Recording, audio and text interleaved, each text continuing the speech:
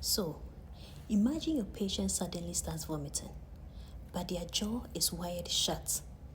Now imagine there's no suction set up nearby and nobody can find the wire cutters. That situation can become life-threatening within seconds.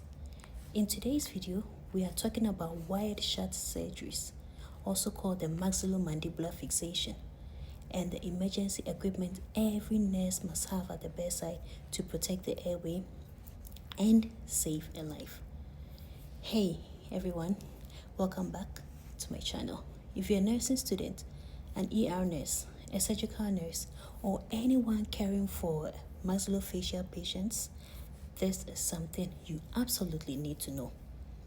Patients with wired jaws are at high risk for airway compromise, aspiration, and emergency breathing problems.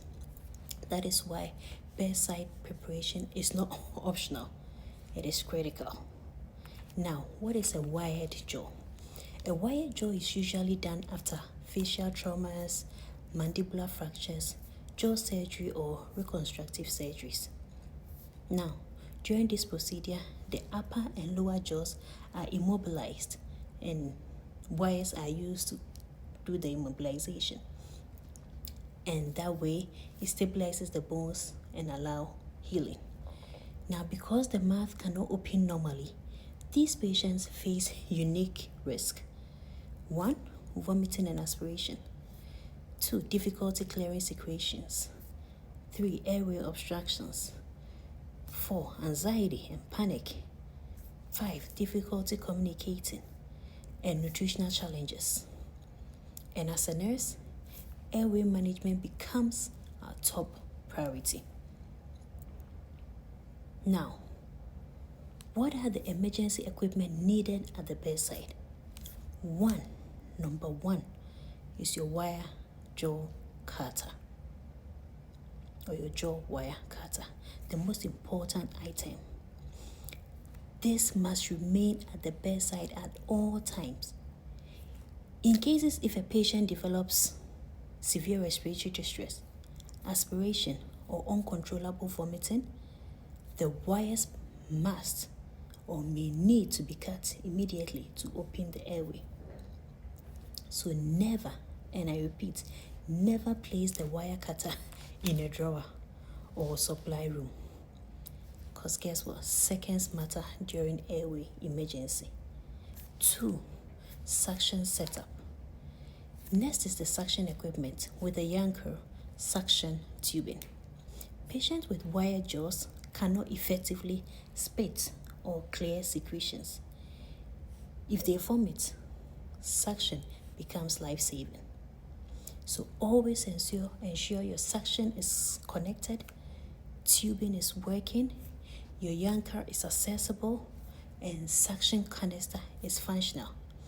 Because a non-working suction setup during an aspiration event can become catastrophic. 3. Your oxygen setup. Oxygen should also be available at the bedside. Now, this includes your nasal cannulas, your simple face masks, your non-rebreathers, and also make sure you have your pulse oxygen monitoring closer. Patient can deteriorate quickly if airway swelling develops. Also, you need your emesis basin or vomiting bowl. An emesis basin is another simple but extremely important item. If nausea begins, immediately position your patient in an upright position or side lying to do what? Reduce aspiration risk. Now 5, you also need bandage scissors. Bandage scissors are useful for emergency dressing removal or quick access during urgent situations. 6, you also need to know where your ambu bags are kept. You should familiarize yourself with these things, where they are kept, and then where your crash cart is kept. Okay? Now, if there's any respiratory arrest, an ambu bag should be nearby for assisted ventilation while waiting for advanced airway support. So now that we know the most important things that need to be at the bedside, what is the nursing focus? What is your priority? what are you assessing for? One is airway assessment. Then number one nursing focus is airway. Now you need to watch for work of breathing or use of accessory muscles. Watch for any gurgling sound, drooling, restlessness, low oxygen saturation, swelling, inability to clear secretions. Because early recognition saves lives. 2, you need to know how to position your patient. Keep the patient in a semi-fowless or upright position whenever possible. Avoid laying them flat unless it is absolutely necessary, because flat positioning increases aspiration risks. Also, watch out for nausea and monitor for any aspiration issues. So you always want to monitor closely for nausea, because if vomiting occurs, things change. Things can be serious. Okay, so in case vomiting occurs, always remember to turn the patient to the side immediately. Use your suction, that is why you set it up. Call for help and prepare for possible wire release if airway compromise develops. But remember, you never cut the wire alone. You always want to have the rapid response team nearby. Never leave a nauseated, wide-jaw patient unattended. Oral care is also very important, because usually patients with wide jaws, they are on full fluids, right? So you also want to try and make sure they are doing their oral rinses.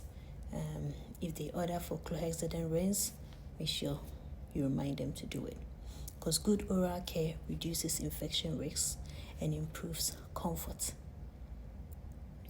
Now, what as a nurse are you going to also do for the patient? Patient education. Patient should always or also understand why the wire cutter is present. That way they will not take it and put it somewhere. When to call for help, signs of respiratory distress, and importance of keeping the suction nearby. Because education reduces panic and improves safety. And about communication, it's always nice to have at least a clipboard for the patient so that they can write things on it. Wide jaw patients may look stable until they are not. One episode of vomiting or airway obstruction can rapidly become an emergency. That is why bedside preparation, airway vigilance, suction readiness, and emergency equipment are essential nursing responsibilities. If you found this helpful, don't forget to like, subscribe, and share this with your other nurses, your nursing students. And remember, protect the airway first, always.